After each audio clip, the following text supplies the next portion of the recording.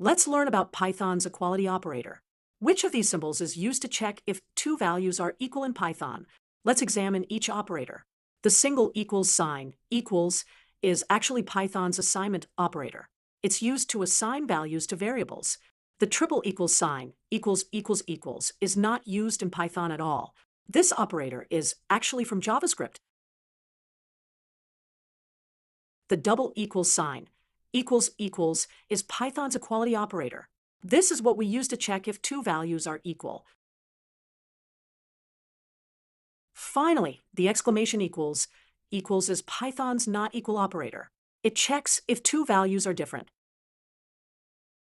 Let's see some practical examples of using the equality operator.